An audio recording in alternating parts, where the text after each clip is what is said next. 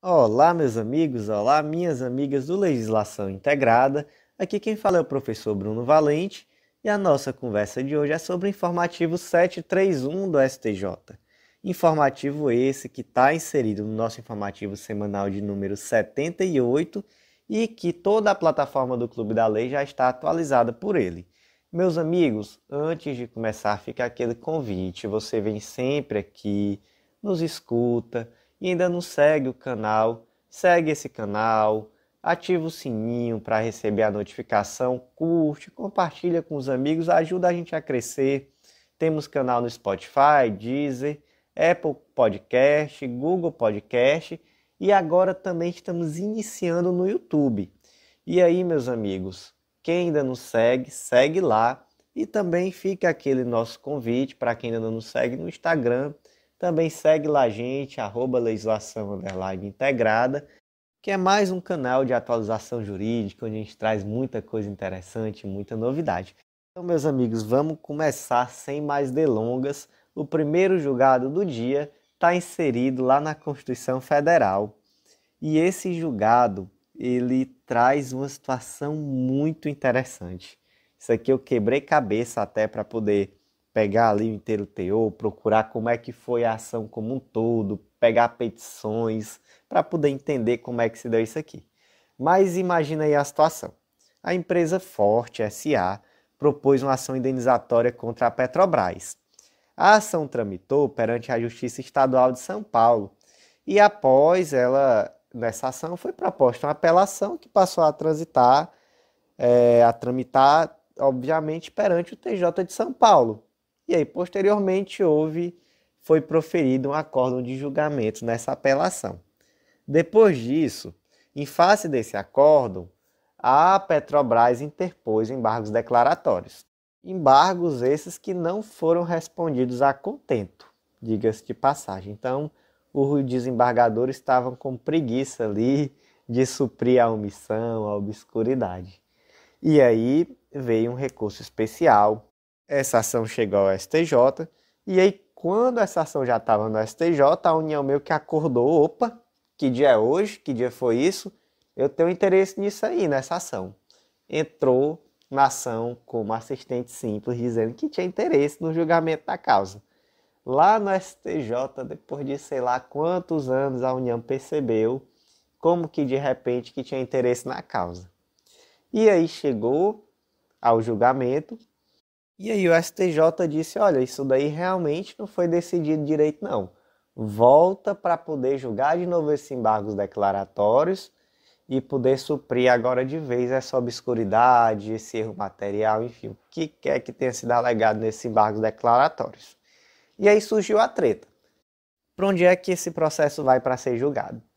Porque até então a competência era do TJ São Paulo. Só que agora tem a União como assistente simples. Então, se a União está no processo, a competência passa a ser da Justiça Federal. E aí, olha só que situação estranha. Quem proferiu o acórdão foi o TJ de São Paulo, mas passou-se a defender, a União passou a defender que quem tinha que julgar os embargos declaratórios em face desse acórdão era o TRF. E aí, estranho, né? Contra-intuitivo, totalmente. Mas o que o STJ decidiu? Que, existindo interesse jurídico da União no feito, na condição de assistente simples, a competência afigura-se da Justiça Federal, conforme prevê o artigo 109, inciso 1 da Constituição da República, motivo pelo qual compete ao TRF o julgamento dos embargos de declaração opostos contra acórdão proferido pela Justiça Estadual. Gente, isso aqui para mim não faz o menor sentido. Isso aqui você pode me explicar 100 vezes que não entra na minha cabeça um negócio desse. Como é que o desembargador do TJ São Paulo proferiu um voto, esse voto tem uma obscuridade, uma omissão, um erro material, uma contradição a ser suprida em um embargo declaratório, e quem vai julgar o embargo declaratório é um desembargador do TRF. Rapaz, você pode me explicar 1 milhão de vezes, isso aqui nunca vai entrar na minha cabeça, mas foi desse jeito que foi decidido. Então anota aí no seu coração que a decisão do STJ foi essa. O segundo julgado de hoje foi inserido lá na Lei Orgânica da Magistratura, Lei Complementar número 35 de 79, e lá especificamente no artigo 73, inciso 3. E aí o destaque ficou da seguinte forma: o magistrado, em gozo de licença para capacitação no exterior, não faz jus ao pagamento das vantagens de retribuição por direção de fórum e gratificação pelo exercício cumulado de jurisdição ou acumulação de acervo processual. Vamos imaginar aqui o caso concreto. O doutor Luiz é juiz de direito lá do Sergipe e ele recebe uma gratificação que está prevista na lei estadual lá do estado do Sergipe, que é uma gratificação pelo exercício cumulado de jurisdição ou acumulação de acervo processual. Segundo está disposto lá na Lei Complementar Estadual, lá de Sergipe, 327 de 2019, essa gratificação é paga em virtude, olha só, do efetivo exercício cumulado de jurisdição ou acumulação de acervo processual, e ela é paga a cada mês de atuação. Então, o doutor Luiz tem que estar lá trabalhando para poder receber. Acontece que surgiu uma oportunidade, doutor Luiz, de fazer um curso de capacitação no exterior. Imagina aí, por exemplo, que ele foi fazer um doutorado, foi fazer, enfim, um curso fora. E aí ele queria, além de continuar recebendo, né, aquilo que ele teria direito, ele não queria perder essa gratificação. Era gratificação boa e ele queria continuar recebendo. E aí esse tema chegou até o STJ e o STJ disse que não, doutor Luiz, você não terá direito, porque o magistrado em gozo de licença para capacitação no exterior não faz jus ao pagamento das vantagens de retribuição por direção de fórum e gratificação pelo exercício cumulado de jurisdição ou acumulação de acervo processual. Qual o fundamento? O fundamento é exatamente esse, que a própria lei, nesse caso, ela diz que o pressuposto é o exercício efetivo e que a contribuição é paga a cada mês de atuação. Então, doutor Luiz, lamento, não deu. Próximo julgado do dia, inserido lá na Lei 8.213 de 91, que é a Lei dos Planos e Benefícios da Previdência Social. Trata aqui de uma questão um pouquinho complexa, como quase tudo em direito previdenciário é complexo, traz ali uma necessária averiguação de direito intertemporal e é o caso aqui também. O destaque do julgado ficou assim: a possibilidade de acumulação de auxílio-acidente com proventos de aposentadoria pressupõe que a eclosão da lesão incapacitante, ensejadora do direito ao auxílio-acidente, e a concessão da aposentadoria sejam anteriores à alteração do artigo 86, parágrafo 2º e 3º da Lei 8.213, promovida em 11 de 11 de 97 pela MP 1596-14 de 97, posteriormente convertida em Lei 9528 de 97, sendo irrelevante o termo inicial, ou melhor, desculpa, a data do termo inicial do benefício. Gente, vamos primeiro entender aqui, pelo menos de uma forma bem sucinta, o que é o auxílio-acidente. Veja só o que diz o artigo 86. O auxílio-acidente será concedido como indenização ao segurado quando, após a consolidação das lesões decorrentes de acidente de qualquer natureza, resultarem sequelas que impliquem redução da capacidade para o trabalho que habitualmente exercia. Então vamos aqui, por exemplo, um indivíduo que trabalhava com datilografia, trabalhava ali digitando e ele perdeu um dedo. E aí, se ele perder um dedo, ele naturalmente não vai mais conseguir digitar na mesma velocidade que ele digitava. Viu ali uma sequela permanente, que após a consolidação do acidente, ainda assim há uma redução da capacidade de trabalho que ele habitualmente exercia. Parágrafo 1º. O auxílio acidente mensal corresponderá a 50% do salário de benefício e será devido, conforme o disposto no parágrafo 5º, até a véspera do início de qualquer aposentadoria ou até a data do óbito do segurado. Então, vamos grifar aqui onde diz até a véspera do início de qualquer aposentadoria. Vamos lá para o parágrafo 3º, que ele diz: o recebimento ou concessão de outro benefício, exceto de aposentadoria, observado o disposto no parágrafo 5º, não prejudicará a continuidade do recebimento do auxílio-acidente. Então, veja só, esses dispositivos que falam sobre exceto a aposentadoria até a véspera da aposentadoria, eles foram inseridos pela Lei 9528 de 97, lei essa que é resultado da conversão de uma medida provisória daquele mesmo ano. E aí essa medida provisória, ela entrou em vigor em 11 de 11 de 97. Amigos, qual é a treta aqui? Qual é o problema? Eu vou trazer aqui um caso concreto que vai deixar claro. Em 10 de 10 de 92, não tinha nem nascido ainda, o Fred sofreu um acidente de trabalho que resultou em sequelas que implicaram em redução da capacidade para o trabalho que habitualmente exercia. Então ali o Fred sofreu um acidente grave e ele, vamos lá para aquele exemplo, ele trabalhava com datilografia e perdeu um dedo. Olha só que tristeza. Mas só em 2013, depois que o Fred já estava aposentado por invalidez, então acho que esse exemplo do dedo nem vai valer muito, né? Porque ele não iria se aposentar por invalidez por isso. Mas depois, lá em 2013, depois de aposentado por invalidez, é que ele se atentou que ele teria direito a um auxílio-acidente. E aí ele deu entrada no requerimento desse auxílio-acidente. Ocorre que no laudo que embasou esse requerimento do auxílio-acidente consta que o acidente ocorreu de fato antes de 11 de 11 de 97, então ocorreu lá em 10 de 10 de 1992. E aí o Fred pediu esse auxílio-acidente e ele foi negado, porque disseram assim: Fred, você já está aposentado, por que você não pediu na época? Se tivesse pedido na época, você poderia. Até hoje você estava recebendo seu auxílio-acidente. Como você não pediu, já era. Inês é morta.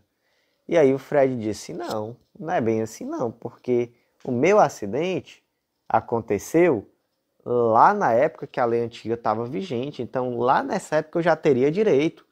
Eu não pedi porque eu dormi, porque eu não sabia. Eu não tinha um advogado para mim dizer que eu tinha direito a esse benefício. Mas eu estou requerendo agora. Então, o fato de eu estar requerendo agora não muda que eu tenho direito à regra do dia do acidente e não à regra de hoje. E aí, o que o STJ decidiu? O STJ decidiu que Fred está mais do que correto. Veja só aqui um trecho. Não se pode confundir tal marco temporal com o termo inicial do pagamento do benefício. Assim, ainda que o termo inicial do pagamento tenha sido fixado lá em 2013, que foi a data do requerimento e da data da juntada do laudo pericial, o acórdão regional expressamente consignou que a data da eclosão da moléstia foi em momento anterior. Aí, nesse caso aqui, foi lá em 1992. E aí, meus amigos, frise-se que tem também uma súmula, a súmula 507 do STJ, que diz que a acumulação de auxílio-acidente com aposentadoria pressupõe que a lesão incapacitante e a aposentadoria sejam anteriores a 11 de 11 de 97, observado o critério do artigo 23 da Lei 8.213 para a definição do momento da lesão nos casos de doença profissional de trabalho.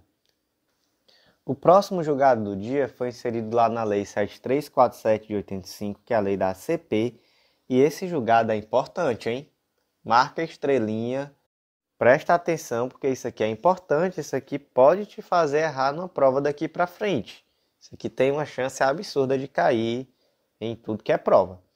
O destaque ficou assim: a legitimidade ativa da ACP, das pessoas jurídicas da administração pública indireta, depende da pertinência temática entre suas finalidades institucionais e o direito tutelado. Qual é o problema aqui?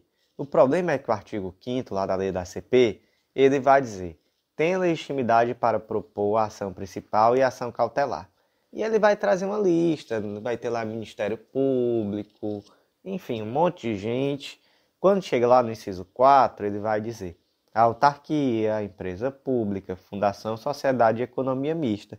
E lá no inciso 5º ele vai dizer: a associação que concomitantemente esteja constituída há mais de um ano nos termos da lei civil e inclua entre as suas finalidades institucionais a proteção ao patrimônio público e social, ao meio ambiente, ao consumidor, à ordem econômica, à livre concorrência, aos direitos dos grupos raciais, étnicos ou religiosos, ou ao patrimônio artístico, estético, histórico, turístico e paisagístico. Primeiro ponto. Quando uma associação propõe uma ACP, primeiro ela tem que estar constituída há mais de um ano, e aí existe aquele dispositivo que fala que, em alguns motivos, é possível afastar essa obrigatoriedade. E segundo, não basta que ela tenha uma dessas finalidades institucionais de forma genérica. Então não dá para você ter uma associação que vai poder propor ação civil pública sobre tudo. Se a associação é de direito do consumidor, ela propõe ação civil pública relacionada a direito do consumidor e assim sucessivamente. E aí, veja bem, esse requisito ele está específico para as associações. Olha só, muito cuidado, está específico para as associações. Já caiu em prova de juiz substituto do TJ Ceará, perguntando exatamente o quê? E se for uma autarquia ou empresa pública, vai precisar verificar a pertinência temática? E aí, nessa ação específica, nessa questão, se disse que não. Por quê? Porque na lei não está exigindo. Qual é a questão? Qual é o ponto? O STJ agora decidiu que precisa sim. Então, destaque do julgado. A legitimidade ativa na ação civil pública das pessoas jurídicas da administração pública indireta depende da pertinência temática entre suas finalidades institucionais e o interesse tutelado. Qual é a fundamentação? A fundamentação é que, segundo a 4ª turma do STJ, essa interpretação meramente literal do dispositivo, ela ignora as competências legais e estatutárias das instituições, que essas competências é que delimitam o corpo de atuação das pessoas jurídicas integrantes da administração pública indireta.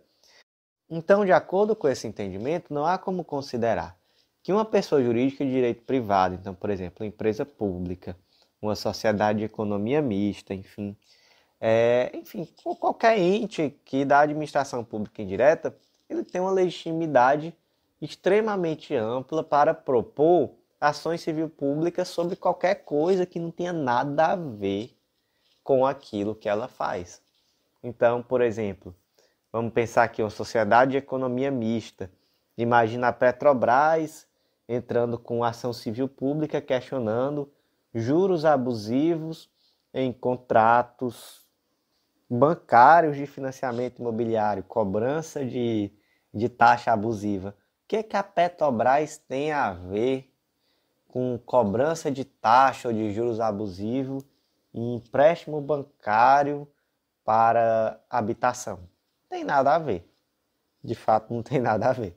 Então, por conta disso, o STJ deu uma interpretação não meramente literal, mas trouxe aqui uma interpretação realmente finalística e, com base nisso, disse que é necessário, sim, averiguar a pertinência temática em relação às pessoas jurídicas da administração pública indireta.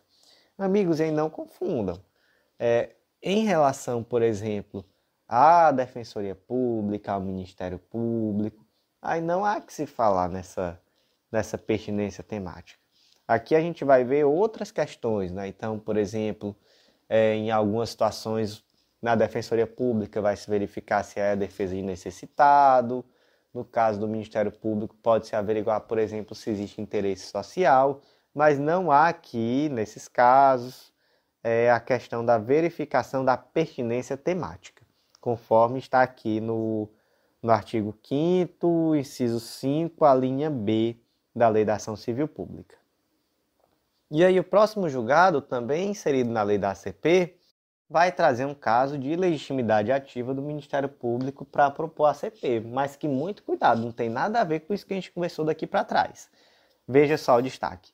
O Ministério Público não tem legitimidade ativa para ajuizar a CP, objetivando a restituição de valores indevidos recolhidos a título de empréstimo compulsório sobre a aquisição de imóveis de passeio utilitários.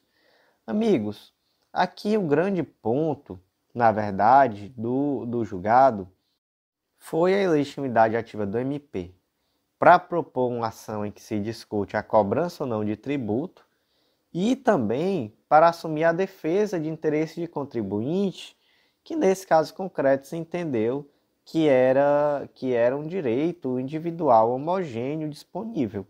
Então não se viu ali o interesse público.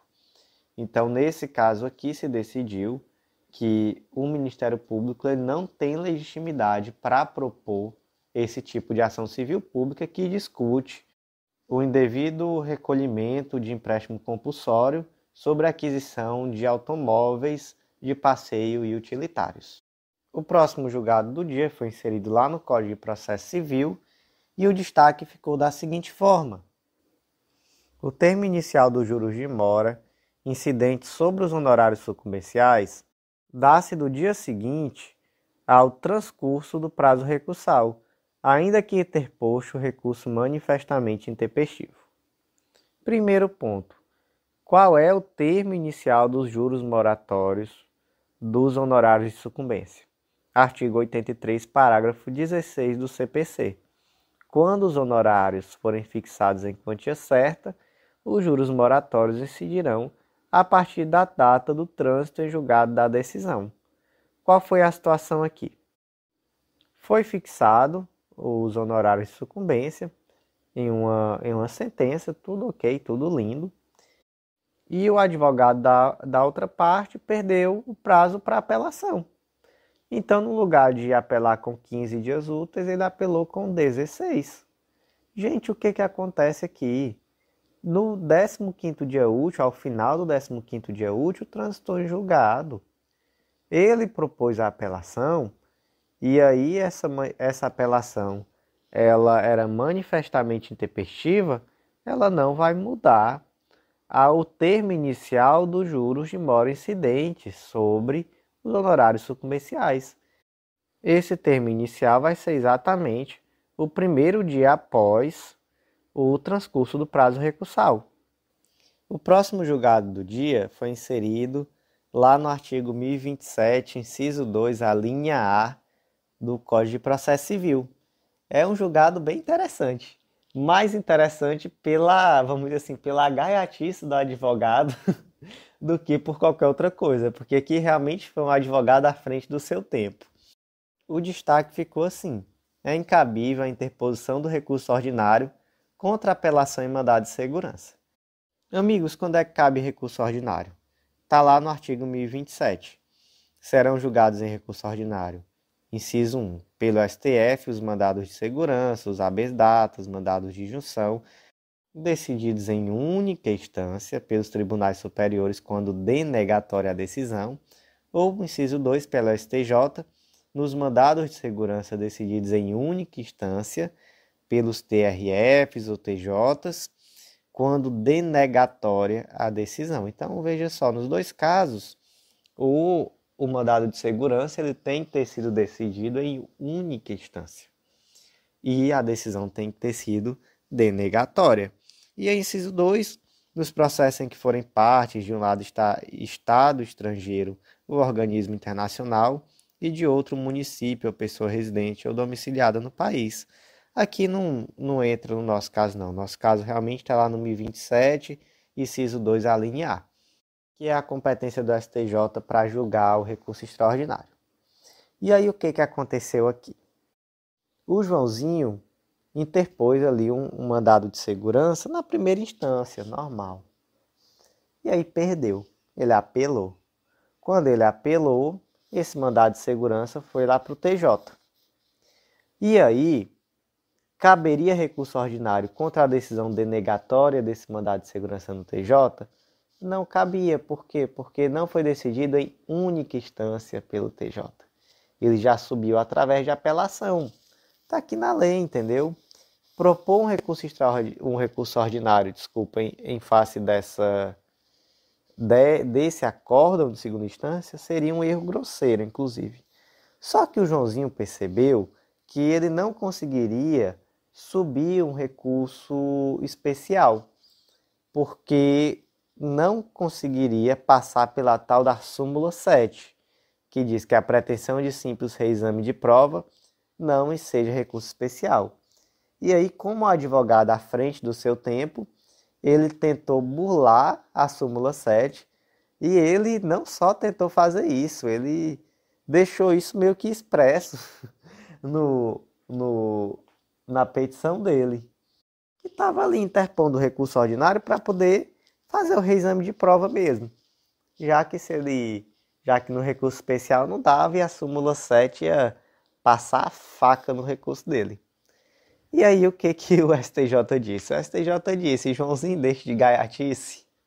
Aqui não, não no meu turno. É um erro grosseiro e pior, além de um erro grosseiro, você ainda está querendo que a gente aplique o princípio da fungibilidade para poder receber como recurso especial, caso não receba como recurso ordinário, e não vai ter princípio da fungibilidade aqui não. Porque você está aqui beirando a má-fé, querendo interpor um recurso que você sabe que não cabe. Então, Joãozinho, deixe de gaiatice e a incabível interposição de recurso ordinário contra apelação e mandado de segurança. O próximo julgado foi inserido lá no artigo 128 do Código Civil e o destaque ficou: a condição resolutiva de doação verbal estabelecida entre pai e filho e desconhecida por terceiros não produz efeitos jurídicos contra estes. Aí, meus amigos, eu criei aqui um caso concreto adaptado para poder ajudar você a entender. Vamos lá, o Aristeu Sênior é sócio da empresa Acme S.A. e devido a problemas de relacionamento com os demais sócios, o Aristeu resolveu doar as ações para seu filho, Aristeu Júnior. Para tanto, foi feito um aditivo ao contrato social da empresa, onde o doador retirou-se da sociedade limitada e declarou não ter mais nada dela a receber aos seus sócios, pelo qual ele deu plena, geral e irrevogável quitação. Os demais sócios anuíram ao aditivo contratual na forma do artigo 1076, inciso 1 do Código Civil. O que diz esse 1076, inciso 1? Que, ressalvado o disposto no 1061, as deliberações dos sócios serão tomadas pelos votos correspondentes, no mínimo, a 3/4 do capital social, nos casos previstos no inciso 5 e 6 do 1071, ou seja, que foi uma alteração no contrato social e os demais sócios anuíram essa alteração. Aí a primeira pergunta aqui, meus amigos, que pode surgir: é possível essa doação feita através de um aditivo ao contrato social de uma empresa? Não é comum, mas é possível. Não existe nenhuma vedação legal, nenhuma forma específica prevista em lei para tanto. Então, até aí, ok. Aí vamos seguir aqui no exemplo. Ocorre que pai e filho combinaram entre si que, passados 2 anos, Aristeu Sênior voltaria aos quadros da sociedade. Chegando o dia combinado, pai e filho tentaram realizar um novo aditivo contratual que, entretanto, não foi aprovado pelos demais sócios da empresa, que não queriam Aristeu Sênior de volta à sociedade. Aí, meus amigos, só lembrando que isso aqui é um caso concreto adaptado, tá? A gente faz de uma forma para simplificar situações e para que você consiga entender o julgado. E aí a primeira pergunta: diante dessa negativa dos outros sócios de aceitar o retorno de Aristeu Sênior, é possível obrigá-los? E aí a resposta é negativa. Não tendo o doador retirante da sociedade manifestado de forma aberta e formal a sua verdadeira intenção no momento em que formalizou o negócio, não é possível afirmar se ele teria obtido a concordância dos demais sócios em relação àquela alteração societária, caso fosse revelado o real propósito do doador de reaver sua condição de sócio após o implemento da condição por ele instituída, de forma verbal unilateral e reservada, aceita apenas pelo filho beneficiário que o substituiu na sociedade. E aí você pode se perguntar, qual é o ponto aqui? O ponto é que o Aristeu Sênior e o Aristeu Júnior não conseguiram provar que esse contrato de fato existia, né? Esse acordo entre eles. Enfim, qual é o ponto? E aí não é nem isso, na verdade eles, no caso concreto, até conseguiram provar. Eles conseguiram provar que esse acordo existia. O que eles não conseguiram demonstrar era que os demais sócios sabiam. Então não é possível trazer uma eficácia desse contrato verbal, né, feito entre pai e filho para a relação com os demais sócios, porque eles não tinham conhecimento dessa intenção dos aristeus no momento da saída do Aristeu Sênior da sociedade. O próximo julgado foi inserido lá no artigo 927 do Código Civil, que determina que aquele que por ato ilícito causa dano a outrem fica obrigado a repará-lo. A situação aqui foi mais ou menos a seguinte. Vamos aqui para um caso concreto adaptado também, depois eu leio o destaque do julgado. A montadora de veículos Chery realizou um evento para o lançamento do seu novo veículo, o Tiggo 8 Turbo Pro Max, aquele lá que passa na propaganda, ou melhor, a versão implementada dele, aquele que é a oitava maravilha do mundo.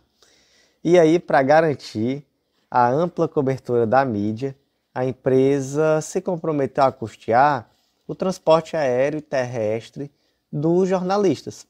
Então a empresa pagou a passagem aérea e também providenciou ônibus para pegar esses jornalistas no hotel, que ela também pagou, e levar até o local do evento. E aí, no meio desse translado de ônibus, houve um acidente, muitos dos passageiros ficaram machucados e muitos dos equipamentos também foram danificados. E aí a pergunta, a montadora será responsável pelos danos causados? E a resposta é sim. Veja só o destaque do julgado. A empresa que expede convites a jornalistas para cobertura e divulgação de seu evento, ou seja, em benefício de sua atividade econômica, e se compromete a prestar o serviço de transporte destes, responde objetivamente pelos prejuízos causados advindos de acidente automobilístico ocorrido quando da sua prestação. Precisa averiguar a culpa para poder verificar se há essa responsabilidade? A resposta é não, não precisa. A responsabilidade aqui é objetiva.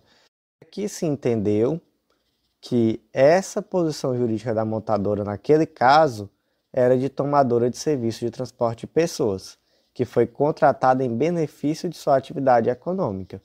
Então, em virtude disso, se entendeu que é inafastável a responsabilidade objetiva da montadora.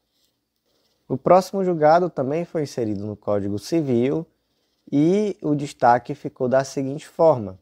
A atribuição dinâmica do ônibus probatório acerca da realização de acessões/benfeitorias em imóvel de propriedade do cônjuge varão, objeto da partilha em ação de divórcio, pode afastar a presunção do artigo 1253 do Código Civil de 2002. Qual é essa presunção? Vamos lá para o 1253. Toda construção ou plantação existente em um terreno presume-se feita pelo proprietário e à sua custa, até que se prove o contrário. Qual é o problema? Lá no artigo 1660, também existe uma presunção legal, que é a presunção legal de que aqueles bens adquiridos na constância da relação marital são oriundas do esforço comum do casal. Então, olha só, a gente pega aqui a primeira presunção de que a cessão e a benfeitoria ela se presume feita pelo proprietário à sua custa, e uma segunda presunção, que é a de que aquela benfeitoria, aquele bem adquirido, etc., durante a constância marital, durante a relação matrimonial, decorre de esforço comum. Então, meus amigos, essa primeira presunção de que as benfeitorias são realizadas pelo proprietário do imóvel, ela é uma presunção relativa, né? Ela aceita a prova em contrário. Então, o que se decidiu aqui? Se decidiu por trazer uma atribuição dinâmica do ônus probatório, a fim de se permitir a possibilidade de demonstração da época em que foi feito cada uma dessas benfeitorias, em que cada uma das benfeitorias foram realizadas. E aí aquelas que coincidem com o período da união, essas daí entram na partilha da ação de divórcio, porque em relação a essas, se presume que decorreram de esforço comum. Próximo julgado, também inserido no Código Civil, lá no artigo 1345, que diz que o adquirente da unidade responde pelos débitos do alienante em relação ao condomínio, inclusive multas e juros moratórios. A situação aqui foi a situação de um imóvel na planta, a situação aqui desse caso concreto específico. Ele foi vendido, vamos dizer aqui que o Juninho comprou esse imóvel, e aí houve um atraso na entrega desse imóvel. E aí, quando o imóvel foi entregue efetivamente, o Juninho também se recusou a receber a chave. E aí, meus amigos, o adquirente ele é responsável pelas taxas condominiais desde o recebimento das chaves. Só que aí, nesse caso concreto, a chave ficou à disposição dele, mas ele não foi lá buscar. Ele se recusou a ir buscar. E aí, o primeiro ponto. O STJ, nesse caso, entendeu que a recusa de receber a chave era ilegítima, porque não é o simples fato de ter ocorrido um atraso na entrega que faz com que, a partir do momento que esse imóvel seja colocado à disposição, o adquirente possa simplesmente se recusar a recebê-lo. Então, esse foi o primeiro ponto, e ali, dentro daquele caso concreto, se demonstrou que não foi nenhum atraso excessivo, etc. E aí a pergunta, a partir de que momento o Juninho vai ser responsável pelas taxas condominiais, já que ele nunca foi buscar a chave? E o STJ disse que o adquirente do imóvel deve pagar as taxas condominiais desde o recebimento das chaves ou, em caso de recusa ilegítima, a partir do momento no qual as chaves estavam à sua disposição. Então, desde o dia que a chave foi colocada lá e o Juninho se recusou a ir lá receber, ele mesmo assim vai ter que pagar a taxa condominial. O próximo julgado do dia foi inserido lá na Lei 10.188, que é o Programa de Arrendamento Residencial, e ele está situado em um debate acerca da possibilidade ou não de cessão desse contrato de arrendamento. O que é esse Programa de Arrendamento Residencial? É um programa que tem por objetivo propiciar moradia à população de baixa renda sob a forma de arrendamento residencial com opção de compra. E aí o PAR, né, que é o Programa de Arrendamento Residencial, é uma operação de aquisição de empreendimentos novos a serem construídos em construção ou a recuperar/reformar. Está previsto lá na Lei 10.188. E é um programa destinado, como eu já disse, a pessoas de baixa renda. E a lei número 10.188, ela traz ali os requisitos para o enquadramento dos indivíduos no programa. E aí o questionamento que surgiu foi se é possível um indivíduo beneficiado com imóvel nessa circunstância vender a terceiro. E aí chegou-se à conclusão que sim, é possível. Essa foi a decisão da terceira turma do STJ. E veja só como é que ficou o destaque. A cessão, pelo arrendatário do imóvel, da posição contratual de direitos decorrentes do contrato de arrendamento residencial no âmbito do PAR, somente será válida se cumpridos os seguintes requisitos. 1. Atendimento pelo novo arrendatário dos critérios para ingresso no PAR. Então, a pessoa que está adquirindo também tem que satisfazer aqueles critérios que estão previstos na lei. 2. Respeito à eventual fila para ingresso no PAR, então também não pode ser uma sessão feita para furar a fila, porque se há ali alguns indivíduos esperando, esses que estão na fila devem ser contemplados com a possibilidade de adquirir essa sessão. E o 3, consentimento prévio pela Caixa Econômica Federal na condição de agente operadora do programa. Então é possível, desde que cumprido os requisitos em questão. O próximo julgado está inserido lá no artigo 793 do Código Civil, e aqui está tratando de seguro de vida, tá, gente? O artigo ele diz que é válida a instituição do companheiro como beneficiário se, ao tempo do contrato, o segurado era separado judicialmente ou se encontrava separado de fato. E aí a questão aqui é sobre a possibilidade ou não de seguro de vida em favor do concubino. Então, não confundir duas circunstâncias. Se o indivíduo está separado de fato e ele tem uma relação de união estável com outra pessoa, isso daí não é concubinato. Agora, se não há essa separação de fato, se há realmente ali uma coexistência entre as uniões, então aí realmente é uma relação de concubinato. E aí o STJ decidiu que não é possível. Olha só, o seguro de vida não pode ser instituído por pessoa casada em benefício de parceiro em relação concubinária. Então, a concubina ou concubino não tem direito a receber seguro de vida do concubino ou da concubina. O próximo julgado foi inserido lá no Código Penal, especificamente lá no artigo 59, que trata sobre a aplicação da pena. E aí, meus amigos, para contextualizar, né, a gente está falando aqui de primeira fase da dosimetria. O juiz atende à culpabilidade, aos antecedentes, à conduta social, personalidade do agente, motivos, circunstâncias e consequências do crime, bem como ao comportamento da vítima, estabelecerá, conforme necessário e suficiente para a reprovação do crime. Aí, primeiro ponto, as penas aplicáveis dentro das cominadas, a quantidade de pena aplicada dentro dos limites previstos, o regime inicial de cumprimento da pena e a substituição ou não da pena privativa de liberdade por outras penas possíveis, como, por exemplo, uma restritiva de direito. E aí, como é que se calcula essa pena dentro da primeira fase da dosimetria? Como é que se calcula? Em primeiro lugar, ela tem que obedecer ao mínimo e máximo, não é possível ser abaixo do mínimo, nem acima do máximo. Então, se a pena é 2 a 5, a pena tem que ficar nessa primeira fase entre 2 e 5. Lembrando que lá mais na frente, né, na terceira fase principalmente, é possível exasperar a pena base acima do máximo ou abaixo do mínimo. E aí lá no informativo escrito eu trouxe para vocês uma dicasinha de como fixar a pena nessa primeira fase da dosimetria. Eu já conversei até sobre isso em um informativo anterior, aqui no podcast, não lembro exatamente qual foi, mas só para a gente poder aqui entender. São 8 circunstâncias judiciais: culpabilidade, antecedentes, conduta social, personalidade, motivos do crime, circunstância do crime, consequências do crime e comportamento da vítima. Dessas 8, 7 podem ser favoráveis ou desfavoráveis.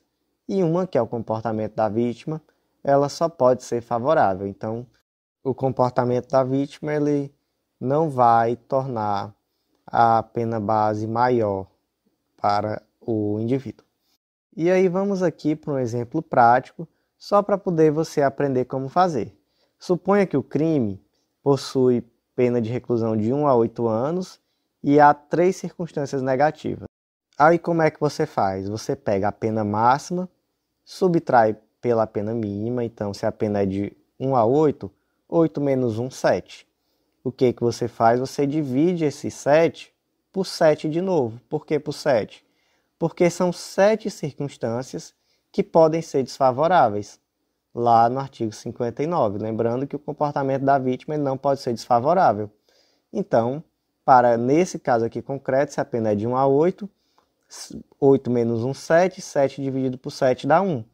Então, você vai pegar a pena mínima, que é 1 ano, e para cada circunstância negativa, você aumenta 1 ano. Então, se o indivíduo ele tem, naquele caso concreto, 3 circunstâncias negativas, então 1 mais 3 igual a 4, a pena final, ou pelo menos nessa etapa da dosimetria, a pena final vai ser 4 anos de reclusão. Vamos para outro exemplo. A pena é de reclusão de 2 a 16 e também há 3 circunstâncias negativas. 16 menos 2, 14. 14 dividido por 7 dá 2. Então, a pena mínima aqui ela é de 2 anos. Cada circunstância negativa aumenta em 2 anos e são 3 circunstâncias negativas. Então, 3 vezes 2 dá 6, pena mínima de 2 anos, 2 mais 6 dá 8. Então, fixa a primeira base da dosimetria em 8 anos de reclusão. Professor, se eu soubesse matemática, eu não tinha feito direito. Você está me deixando tonto com essa conversa. Eu sei que realmente às vezes é uma dificuldade, mas é simples, é algo simples. Se você dá uma olhadinha também lá no nosso informativo escrito, que eu trago esses exemplos, eu vou pegando aqui a fórmula ponto a ponto. Então assim, é bem tranquilo. Em síntese, pega a pena máxima menos a pena mínima e divide por 7. E aí você vai saber quanto cada circunstância negativa vai agravar. E aí depois, se por exemplo falando 3 negativas, você multiplica esse resultado por 3. E aí depois basta somar esse valor final à pena mínima. Vai ser a pena na primeira fase da dosimetria. E aí qual foi o caso concreto aqui? Foi do indivíduo que ameaçou a vítima na frente do filho. Isso daí pode ser considerado uma circunstância negativa? Pode. Então, ameaçar a vítima na presença do filho menor de idade justifica a valoração negativa da culpabilidade do agente. O próximo julgado foi inserido lá na Lei de Drogas e ficou com destaque da seguinte forma: configura constrangimento ilegal o afastamento do tráfico privilegiado e da redução da fração de diminuição da pena por presunção de que o agente se dedica à prática de atividades criminosas, derivada unicamente da análise da natureza e da quantidade das drogas apreendidas. O que é o tráfico privilegiado? Ele está previsto lá no artigo 33, parágrafo 4º da Lei de Drogas e diz que nos crimes definidos no caput, no parágrafo 1º deste artigo, as penas poderão ser reduzidas de 1/6 a 2/3, desde que o agente seja primário de bons antecedentes e não se dedique a atividades criminosas, nem integre a organização criminosa. Então, quais são os requisitos aqui para essa causa de diminuição da pena? É o agente ser primário, bons antecedentes, não dedicado à atividade criminosa, nem integre a organização criminosa. De quem é o ônus de demonstrar que esse indivíduo pertence à organização criminosa? Esse ônus é da acusação. Segunda turma do STF já decidiu isso. E também já decidiu que esse pertencimento ele deve ser comprovado, não valendo aí uma simples presunção. Aí vamos para o outro ponto. É possível afastar o tráfico privilegiado unicamente em razão da natureza ou da quantidade das drogas apreendidas? Então diz assim, olha, foi muita droga, ou então olha, é uma droga muito pesada, foi crack, foi enfim, alguma droga muito pesada, e eu vou afastar aqui o tráfico privilegiado. É possível? Não, não é possível. E também não se pode, em virtude da natureza ou da quantidade da droga, pressupor que o indivíduo integra a organização criminosa. E aí, meus amigos, em que momento é que essa natureza e quantidade da droga vai ser verificada? Lá no artigo 42 a gente tem essa solução. O juiz, na fixação das penas, considerará com preponderância sobre o previsto no artigo 59 do Código Penal a natureza e a quantidade da substância ou do produto, a personalidade e a conduta social do agente. Então, meus amigos, veja só, lá na tese de repercussão geral 712, as circunstâncias da natureza e da quantidade da droga apreendida devem ser levadas em consideração apenas em uma das fases do cálculo. Qual é essa fase do cálculo? É a primeira fase. É aqui, primeira etapa da dosimetria, artigo 59 do Código Penal. E aqui a preponderância no artigo 59 vai ser natureza e quantidade da substância do produto, personalidade e conduta social do agente. E a causa de diminuição lá do artigo 33, parágrafo 4º, ela está em que etapa da dosimetria? Está na terceira, né? Vai ser a redução de 1/6 a 2/3 lá na terceira fase da dosimetria. Então não é possível usar ao mesmo tempo essa questão na primeira e na terceira fase da dosimetria.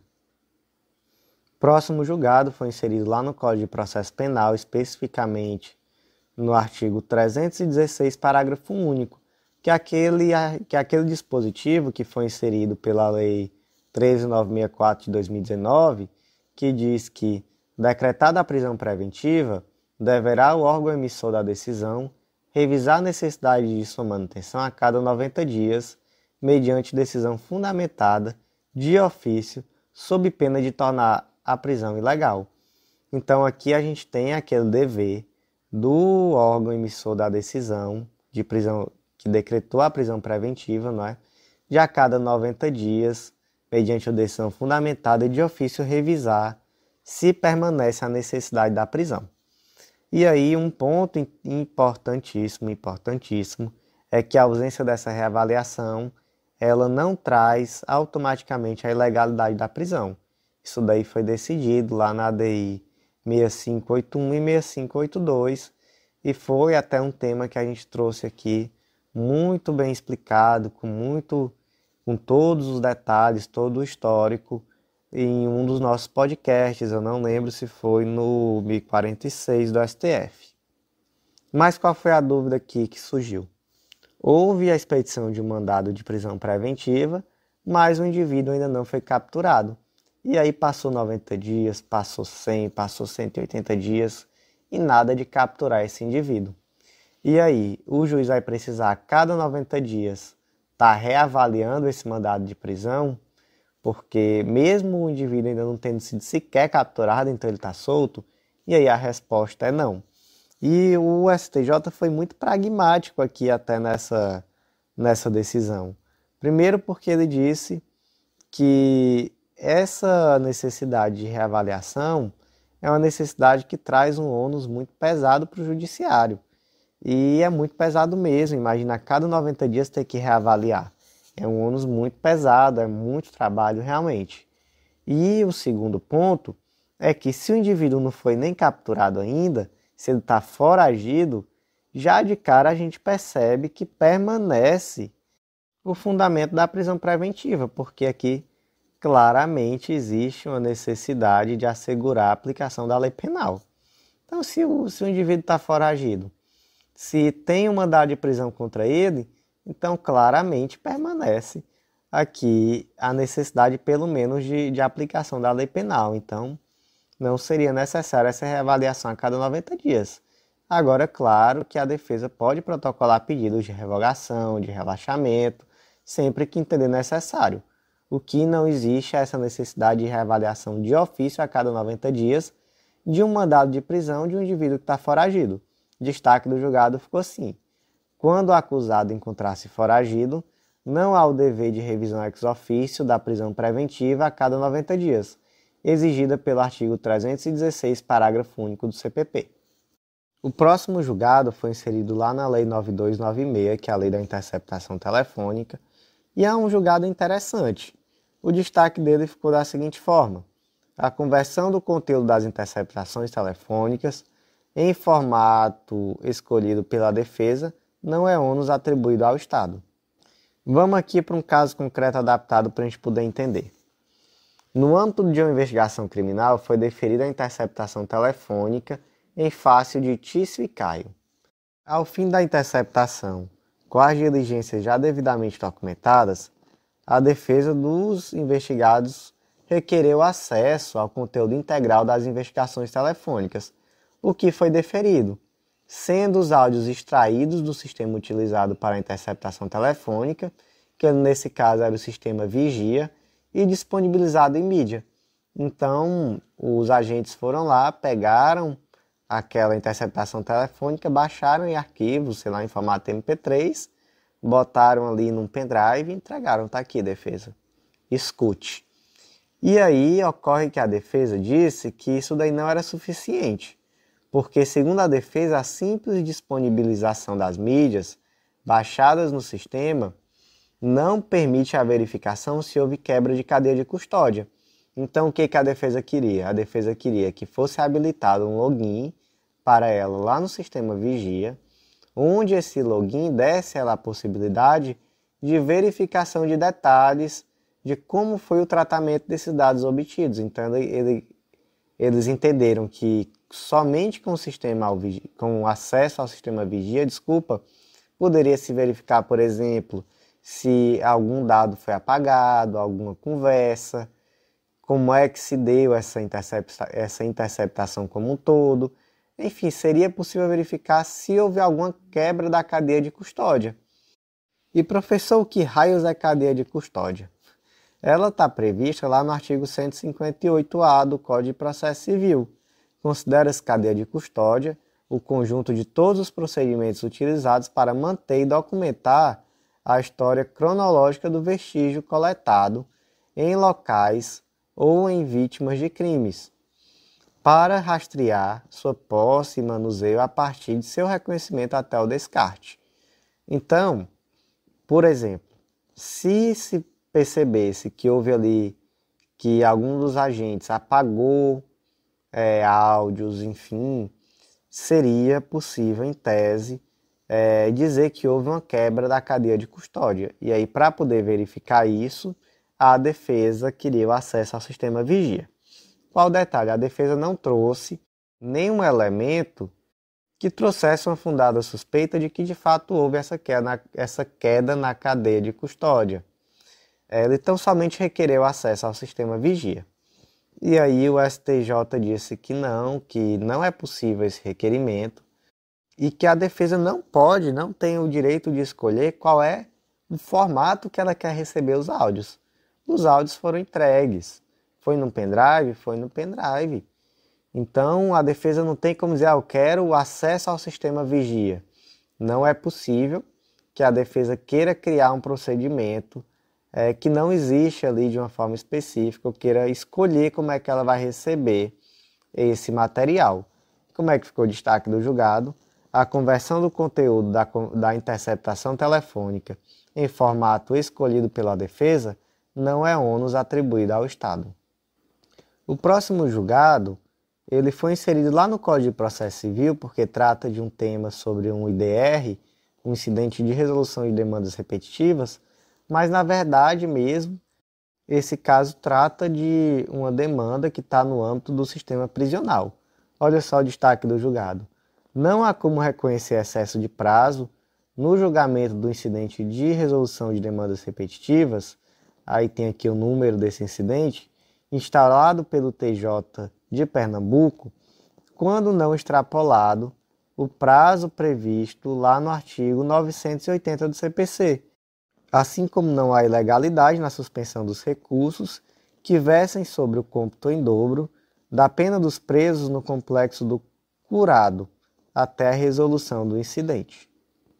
Qual é a circunstância aqui? A circunstância é do complexo do curado, lá em Pernambuco, que é um grande complexo prisional e que é um caso bem emblemático do sistema carcerário brasileiro acerca de superlotação carcerária, de flagrante descumprimento realmente de direitos humanos. Então, assim, é bem a cara daquilo que é o estado de coisa inconstitucional do sistema carcerário brasileiro.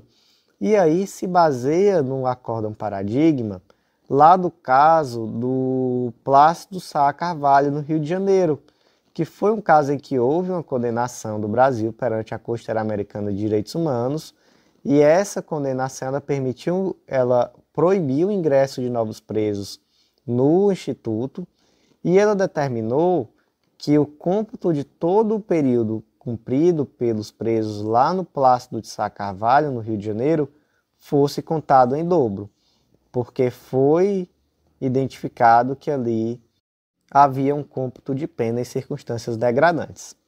E aí, lá em Pernambuco, há uma situação muito parecida, lá no Complexo do Curado, que começou a ter muitas ações requerendo também esse cômputo em dobro, da mesma forma que aconteceu lá no caso do Plácido de Sá Carvalho. E aí chegou uma hora que o TJ de Pernambuco fez? Ele suspendeu todos os recursos e instaurou um IRDR, um incidente de resolução de demandas repetitivas, para poder decidir de forma uniforme como é que vai ser, se vai realmente haver esse cômputo em dobro. E aí a defesa de muitos dos presos começou a recorrer dizendo que estava havendo uma demora excessiva no julgamento desse RDR, que era uma questão muito urgente, e que enquanto isso os presos estavam em uma situação ali degradante dentro da prisão. E aí o que o STJ decidiu? Decidiu que nesse caso não seria possível imputar a existência de um excesso de prazo, porque o artigo 980, olha só o que ele diz: o incidente será julgado no prazo de 1 ano e terá preferência sobre os demais feitos, ressalvados os que envolvam réu preso e o pedido de habeas corpus. Então aqui tem um prazo de 1 ano. E esse prazo de 1 ano ainda não passou. Então, se sequer passou o prazo previsto em lei, não é possível alegar a existência de um excesso de prazo. Então, isso foi o que foi decidido. Próximo julgado do dia foi inserido lá na Constituição Federal, especificamente lá no artigo 5º, inciso 12, que diz que é inviolável o sigilo da correspondência e das comunicações telegráficas, de dados e de comunicações telefônicas, salvo, no último caso, por ordem judicial, nas hipóteses e na forma que a lei estabelecer para fins de investigação criminal ou instrução processual penal. Como é que ficou o destaque aqui desse julgado? Não há ilicitude das provas por violação ao sigilo de dados bancários em razão do compartilhamento de dados de movimentação financeira da própria instituição bancária ao Ministério Público. O que foi aqui o caso concreto? Eu trouxe aqui um caso adaptado que é bem parecido com o caso real. O Júlio, ele era gerente do Banco do Nordeste e ele se aproveitou do cargo para poder realizar uma série de fraudes. Segundo a peça acusatória, as operações envolviam pessoas jurídicas de fachada, documentação falsa, inserção de informações falsas no sistema do Banco do Nordeste, desembolsos e transferências recíprocas entre supostos beneficiários e avalistas que seriam feitas pelo paciente, além da utilização e apropriação dos recursos dos financiamentos ilícitos pelo próprio, muitas vezes com a utilização de contas de interpostas pessoas. Então o Júlio era um verdadeiro criminoso, né? Ele praticava ali uma série de fraudes, ele se utilizava do cargo dele para praticar uma série de fraudes, coisas sérias. E aí houve uma denúncia, uma pessoa percebeu uma movimentação financeira estranha na sua conta e denunciou ao Banco do Nordeste, que instaurou um procedimento interno no qual se acessou essas operações realizadas pelo Júlio e aí se acessou, por exemplo, os e-mails institucionais, as informações nos registros que eram relacionados à sua atividade laboral e etc. E aí, de posse de toda essa documentação, que aí tinha e-mails institucionais, ou melhor, e-mails dentro do e-mail institucional, tinha ali registros, informações, tudo isso daí foi enviado para o Ministério Público. E aí o Júlio disse, opa, e meu sigilo bancário, e meu sigilo fiscal, e meu sigilo de comunicação? E aí, primeiro ponto, e-mail institucional não tem sigilo de comunicação em relação a e-mail institucional. Segundo ponto, não foi a conta bancária de Júlio. As informações bancárias que foram repassadas foram aquelas decorrentes das atividades que foram realizadas, eram registros internos do banco, registros auditáveis das operações realizadas. Então, não teve nenhum tipo de quebra de sigilo de Júlio. Então, o que o STJ entendeu? Que não há ilicitude das provas por violação de sigilo de dados bancários em razão do compartilhamento de dados financeiros da própria instituição bancária, esses dados obtidos através de procedimentos internos de auditoria ao Ministério Público. O próximo julgado do dia foi inserido lá no artigo 92, inciso 1 do Código Penal, e o destaque do julgado ficou da seguinte forma: o reconhecimento de que o réu, condenado pelo crime de corrupção de testemunha, praticou ato incompatível com o cargo de policial militar é fundamento válido para a decretação da perda do cargo público. Então vamos lá, primeiro ponto. O artigo 92 ele traz um efeito extrapenal da condenação, que é a possibilidade de perda do cargo público, veja só. Artigo 92. também são efeitos da condenação. Inciso 1. A perda do cargo, função pública ou mandato eletivo. A. Quando aplicada pena privativa de liberdade por tempo igual ou superior a 1 ano, nos crimes praticados com abuso de poder ou violação de dever perante a administração pública. Ou B. Quando a pena privativa de liberdade for superior a 4 anos nos demais casos. Então, o que a gente percebe aqui? Que se a pena for superior a 4 anos, a perda da função pública ou do cargo público já é um efeito da condenação. Mas se a pena for superior a 1 ano e não for superior a 4, então aqui a gente pensa em uma pena de 1 a 4 anos, né, igual ou superior a 1 ano e até 4 anos, é necessário verificar se houve ali um abuso de poder ou uma violação de dever para com a administração pública. E aí vamos aqui para o caso concreto. O Peçanha, ele é policial militar do estado do Ceará e ele foi condenado a uma pena de 3 anos e 9 meses de reclusão em regime aberto e ao pagamento de 14 dias multas, tendo sido decretada ainda a perda da função pública nos termos do artigo 92, inciso 1, alineado do Código Penal, pelo crime de corrupção de testemunha. Então, tinha ali um caso do interesse do Peçanha, uma ação judicial, e ele foi lá dar uma ameaçada na testemunha para poder garantir que esse processo ia correr de acordo com o que ele queria.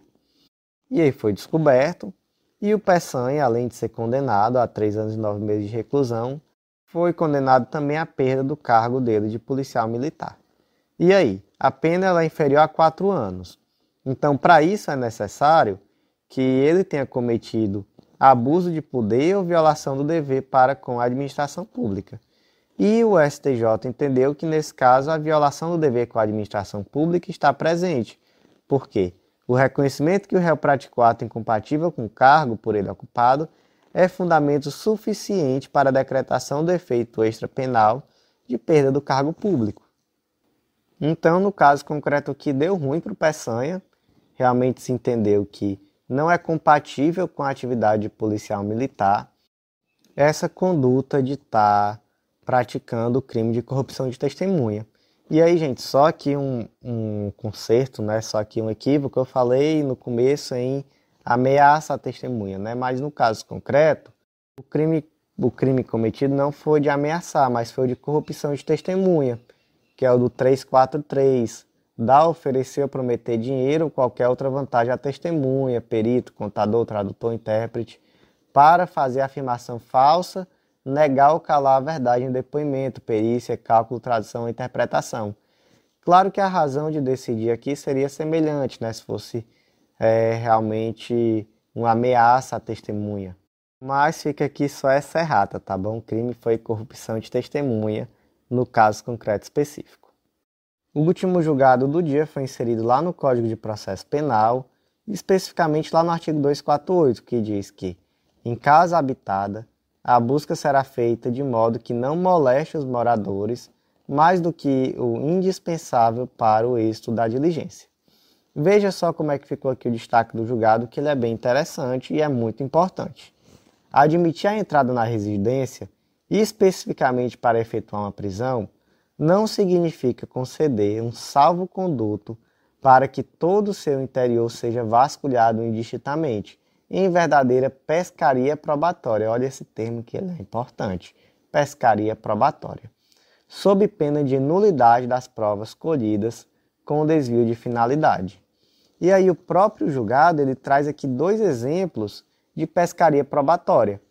E aí eu posso até trazer um terceiro que é mais adequado ao que foi decidido no julgado. Mas o exemplo 1. O celular do Tony foi furtado e ocorre que através do sinal GPS se descobriu que o aparelho estava lá na casa do Peter.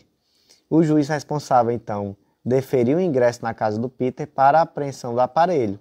Ocorre que os policiais aproveitaram a oportunidade e levaram uns cães farejadores ao local para realizar a busca por drogas que foram encontradas. E aí o Peter também acabou saindo de lá acusado de crime do artigo 33 da Lei de Drogas. E aí, para que levar cão farejador em uma diligência que tinha por objetivo tão somente apreender um celular? Isso aí faz sentido? Não, isso daí realmente foge à regra, não foi para isso que eles entraram, que foi deferida essa ordem de ingresso no domicílio. E aí, gente, é diferente do caso em que a polícia entra e tá lá evidente um monte de droga. A droga tá lá às vistas para qualquer pessoa ver. É diferente, aqui foi com cão farejador, né? Foi para procurar e não existia indício de que ali era uma boca de fumo, enfim. Foi realmente um desvirtuamento da ordem que foi efetuada. Caso concreto 2. O Jack roubou um veículo, a polícia presenciou o roubo e iniciou a perseguição. O Jack, por sua vez, entrou na residência com o veículo roubado. E aí, por conta disso, a polícia em perseguição também foi lá e entrou junto. Na sequência, depois de já apreender o veículo, eles decidiram entrar no imóvel e procurar circunstâncias entorpecentes. Então foram lá também procurar droga. Aquela coisa, né? Estamos aqui, não tem o que fazer, vamos procurar droga. E aí encontraram droga escondida, enfim. Ingressaram na residência do Jack para procurar droga. Era para isso? Era esse o motivo que o flagrante estava justificado? Não. Nesse caso era perseguição, questão de flagrante, um roubo. E o ingresso na residência era para pegar de volta o veículo. Claro que entrou lá e viu um monte de veículo roubado, vai sair de olho fechado? Não, não é assim. Entrou lá e viu um monte de droga em cima da mesa, vai sair de olho fechado? Não.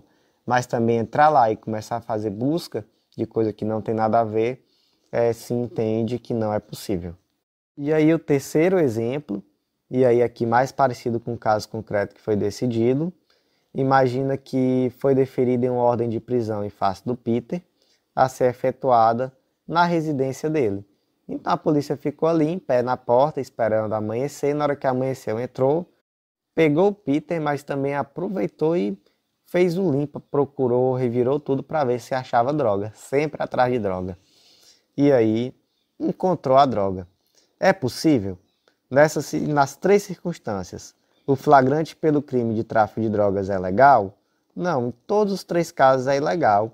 Em todas essas situações hipotéticas, o ingresso na residência se deu por uma razão legítima, mas ali dentro não era possível fazer essa tal dessa pescaria probatória, aproveitar a oportunidade para procurar, para ver se tem algum outro crime, coisa que não tem nada a ver com o motivo que ensejou a entrada no domicílio. Então, meus amigos, muito cuidado. Esse é um tema importante, esse tema deve cair em provas, tem cara de prova, eu acho até que já foi cobrado. Na época foi cobrada o termo em inglês, foi Fishing Expedition, né, pescaria probatória. Então, muito cuidado com esse tema. E meus amigos, por hoje foi isso. Agradeço muito a vocês que ouviram até o final. Agradeço muito àqueles que estão ajudando, compartilhando os nossos podcasts, aqueles que estão dando feedback. Estou gostando muito de fazer parte desse novo projeto. E também, né, como sempre, eu faço aquele convite a você que ainda não conhece o nosso clube de membros, o Clube da Lei. Vai lá no nosso site, legislaçãointegrada.com.br, faz o cadastro gratuito e vem conhecer essa nossa forma de estudar lei seca e jurisprudência de uma forma bem integrada, bem contextualizada. Através do cadastro gratuito você já vai ter acesso a algumas leis integradas para poder você ver como funciona. E a nossa assinatura ilimitada, ela dá acesso a todos os planos de leitura e materiais. Tudo para você ter um estudo continuado e um estudo sem precisar estar trocando de material a cada novo concurso. Então, meus amigos, por hoje foi isso. Aguardo vocês na próxima. Um grande abraço.